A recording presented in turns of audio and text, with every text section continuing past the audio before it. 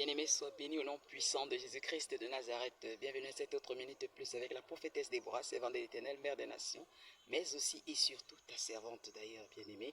Je suis ton humble servante. Si je vis, c'est pour te servir, c'est pour t'apporter, n'est-ce pas, des informations, des révélations, des choses de la part de l'Éternel des armées. Nous sommes en pleine période de composition, bien-aimé.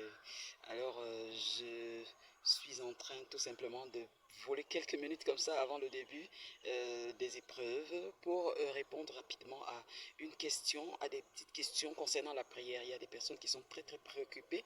Je ne vais pas être très longue aujourd'hui, je vais aborder certains aspects selon l'inspiration du Saint-Esprit et puis je reviendrai vous expliquer encore les autres parties, bien-aimés. Donc voilà, prier c'est quoi d'abord? Tout simplement comme ça de manière banale, moi je dirais, bien-aimé, prier c'est tout simplement dialoguer avec Dieu, c'est échanger avec Dieu, c'est dire à Dieu ce qu'on a sur le cœur. C'est solliciter Dieu pour un problème, pour une situation. C'est inviter Dieu dans sa situation. C'est inviter Dieu à réagir par rapport à un problème. Ou alors par rapport à un moment de je ne sais pas quoi. Parce que, et là ça amène à la deuxième question, la petite question à laquelle je voudrais répondre. Quand est-ce qu'il faut prier, bien-aimé? On peut prier justement, bien-aimé, quand on est en peine. Quand on a un malheur, quelque chose nous est arrivé, il y a une situation qu'on veut comprendre, on prie, on s'adresse à l'Éternel, on parle avec l'Éternel, on échange avec l'Éternel. On peut prier, bien aimé, quand on est aussi en joie. On veut dire merci à Dieu. Donc, d'où les différents types de prières. On peut prier quand on est menacé.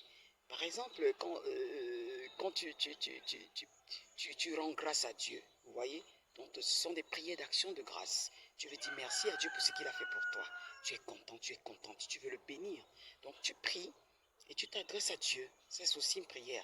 Maintenant, quand on est attristé, voilà, c'est des prières pendant lesquelles, n'est-ce pas, on exprime au Seigneur sa douleur et on lui pose son problème. On invite le Seigneur à réagir. On peut aussi prier, bien aimé, comme je disais tantôt, lorsque on est en situation d'attaque. Donc, il y a ce qu'on appelle les prières de combat. Donc, tu peux prier pour combattre, bien aimé. Donc, il y a aussi ces possibilités-là. Il y a des prières d'intercession, bien aimé. Voilà, et même dans la parole, nous avons des différents moments donc, où le Seigneur nous a appris à prier. Par exemple, il y a la prière dominicale, lorsque le Seigneur Jésus-Christ de Nazareth parle de la prière dominicale de notre Père. Tout le monde connaît d'ailleurs ça. Il y a des gens qui pensent que c'est la prière. Donc, quand tu as déjà dit notre Père qui est aux cieux, que ton nom soit sanctifié et ainsi de suite, c'est terminé, ils ont prié. Non, tu as ta prière à toi également, après avoir dit le Notre Père, si tu veux le dire, ou alors à la fin de ta prière, parce que certaines personnes pensent que c'est un rituel, c'est quelque chose qu'il faut absolument prononcer, sinon Dieu ne t'écoute pas, non, bien-aimé. Tu n'es pas obligé de passer forcément par le Notre Père pour dire que tu as prié à Dieu, pour dire que tu as attiré l'attention de Dieu. Non. Donc il y a des prières, il y a différents types de prières, des prières d'action de grâce, des prières de combat, des prières de reconnaissance, n'est-ce pas, où tu rends grâce à Dieu, n'est-ce pas, par rapport à ce qu'il a fait pour toi. Il y a des prières d'intercession. Une personne est dans une situation complexe, bien aimé, tu veux l'aider spirituellement, donc tu sers d'intermédiaire cette fois-ci, un peu comme le Seigneur Jésus-Christ de Nazareth, le seul intercesseur entre Dieu et les hommes le fait. Donc toi, en ce moment-là, parce que tu te prêtes, n'est-ce pas, à ce jeu, tu prends le rôle, tu joues le rôle du Seigneur Jésus-Christ de Nazareth, tu intercèdes, donc tu t'adresses au Père Céleste pour qu'il intervienne dans la vie d'une autre personne, bien aimé, voilà aussi. Donc c'est un peu dans ce genre de circonstances. Maintenant, bien aimé, des gens m'ont demandé comment prier, en fait, où prier. Bien aimé, partout. Dès que le Saint-Esprit t'inspire, tu sens le besoin de prier, même si tu es dans tes toilettes. Partout où tu te trouves, prie, bien aimé. La Bible dit prier sans cesse. Hein, qu'en tout temps, en tout lieu, hein, vous leviez des mains, n'est-ce pas, des mains propres, n'est-ce pas, à l'Éternel, vous priez. Donc à tout moment, élevez des prières, des actions de grâce, ainsi de suite, ajoutez-y d'autres actions. Donc voilà, ça peut être des sacrifices, ça peut être des dons, ainsi de suite. Donc on prie partout, bien aimé. Donc dès que tu ressens le besoin de prier, tu peux constater qu'il y a une personne qui a un problème là devant toi, quelqu'un qui est malade. Est-ce que tu vas dire que tu attends d'arriver à la maison avant de prier? Tu interviens sur place, tu te mets à prier selon que le Saint-Esprit t'y pousse. Hein? Donc il peut y avoir une situation, bien aimé, où tu as besoin que Dieu t'oriente, n'est-ce pas? Tu te poses la question, Seigneur. Voilà, Seigneur, j'ai besoin que tu m'orientes par rapport à telle situation. Maintenant, ce qui est le plus important, ce dont je veux parler aujourd'hui, c'est les préalables pour la prière. Bien aimé, lorsque tu vas entrer en prière, bref, il y a certaines étapes. On ne vient pas directement comme si tu t'adressais à n'importe qui, à ton camarade, à un membre de ta famille, je ne sais pas moi, un passant. Oui, bonjour, oui, je voulais te dire que non. Avec Dieu, il y a des choses qu'il faut faire. Donc, pour attirer l'attention du Seigneur, je voudrais conseiller à une personne que, voilà, principales étapes que tu dois, n'est-ce pas, mettre en exergue lorsque tu veux entrer en prière, lorsque tu veux communiquer avec Dieu. Parce que j'ai dit que la prière, c'est un échange, c'est une communication avec Dieu. Donc, bien aimé, commence par l'adorer. Commence par louer le Seigneur. Adore-le. L'adoration, la Bible déclare dans le livre des psaumes que Dieu siège au milieu de la louange, l'adoration de ses enfants bien-aimés, du peuple d'Israël. Donc, c'est-à-dire de ses enfants. Parce que quand il parle d'Israël, ce n'est pas simplement le peuple d'Israël tel que tu le connais géographiquement. Donc, dans le règne spirituel, le peuple d'Israël, c'est l'ensemble de tous ceux-là qui ont sa crainte, qui le connaissent bien-aimé. Alors donc, qu'est-ce que tu fais? Tu l'adores. Chante des chansons d'adoration profonde. Ça touche le cœur de Dieu. Ça permet qu'il y ait connexion. Ça permet que les anges se mettent en place, bien-aimé, pour commencer à s'occuper de ta situation. Voilà, donc Dieu prête l'oreille, bien-aimé, parce que tu l'invites, donc tu l'adores, tu montres que Seigneur, tu as besoin de lui, c'est ton papa et ainsi de suite. Donc après l'adoration, bien-aimé, avant de dire quoi que ce soit, commence à rendre grâce à Dieu. Quand tu as adoré, commence à rendre grâce à Dieu pour ses merveilles, pour la vie. Même si tu es en situation n'importe comment, dis Seigneur, je te dis quand même merci parce que malgré tout, me voici debout. Malgré ma situation, me voici debout, tu m'as protégé, tu m'as gardé. Dieu aime qu'on soit reconnaissant. Mais il y a des gens qui se disent que le souffle de vie, c'est rien. Dieu a même fait quoi pour moi? Et puis, simplifie. Non, rends grâce à Dieu, ne serait-ce que pour le souffle de vie.